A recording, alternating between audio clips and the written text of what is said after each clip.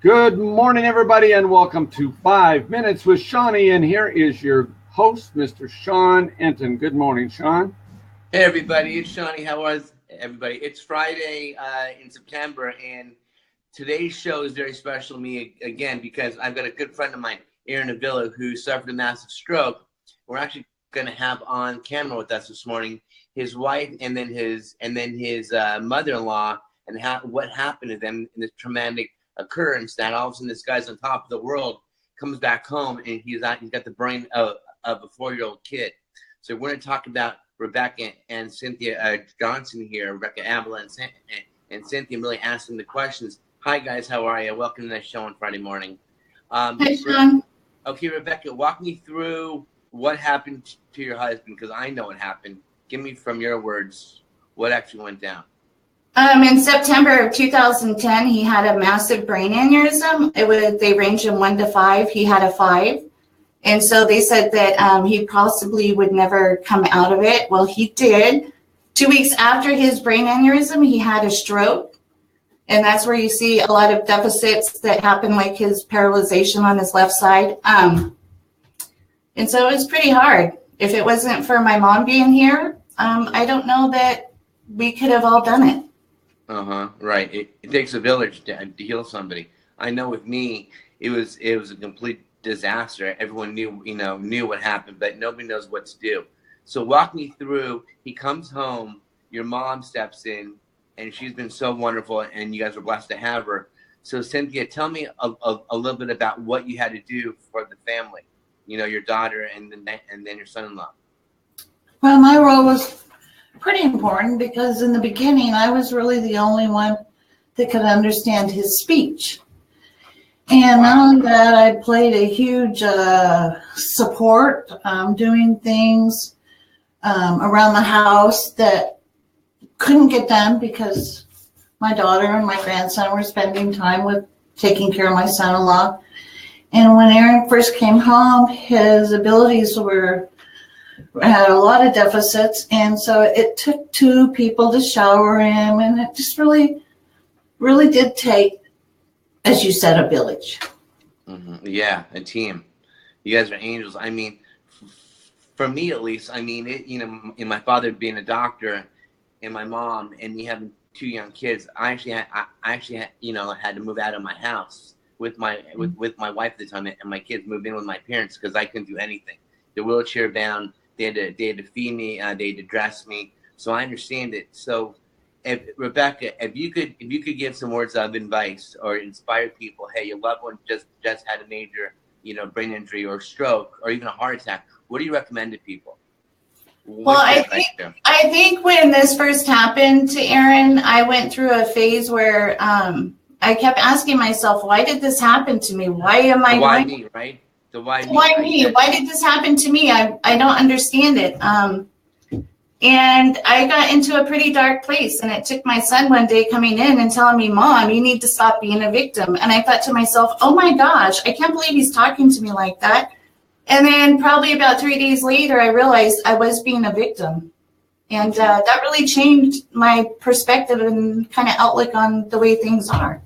Right. Yeah. Let me add something here is that people don't realize with the brain injury or stroke, we get angry, we get depressed, we get sad, we're paralyzed inside of our own body, and it affects not only us, but it affects our loved ones around us. I had 2 young kids at the time, and it was tough. It's just now that 7 years post, I'm now seeing the light at the end of the tunnel. I'm sure you guys are too, because he's almost more self-sufficient, and he's able to do things on his own. But I tell everybody out there, you guys will get through it. The first 6 months, the first year are the toughest.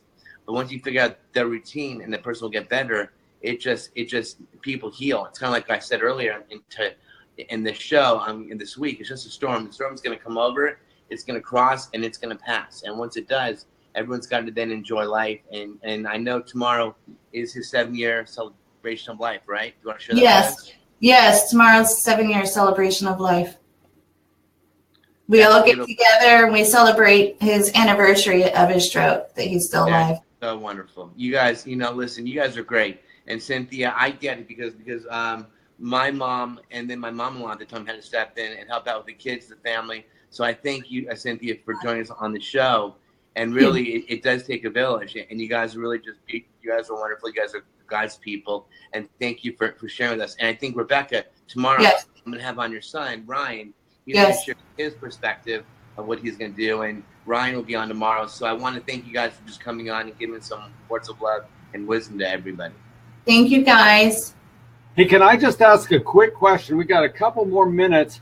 Sure. Cynthia, can you tell us a bit more? We heard about the dark days of it first happening. What's the status of how Aaron's doing today? I mean, actually, both of you can answer that, but if you would just jump into that, and then we'll take it out, Sean, and let them respond to this one.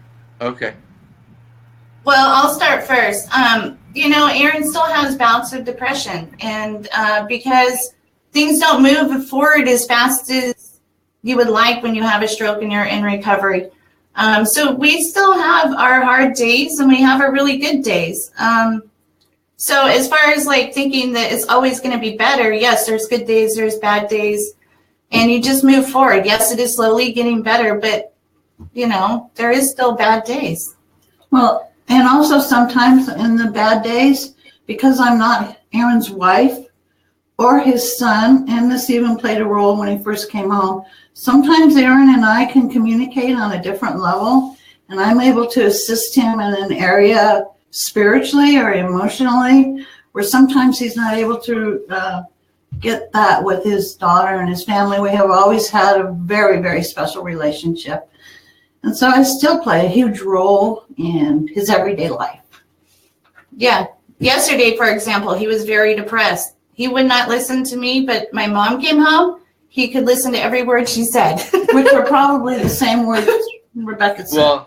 Well, let me say something here. He is so lucky to have you guys, and Ryan, of course. You guys are such a tight family. Aaron's built his own Stroke TV, his own network. He reached out to stroke survivors like myself. He's doing a wonderful job.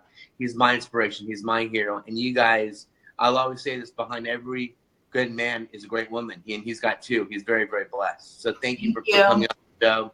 And this is 5 Minutes with Seany. You can find us at SeanEntin.com.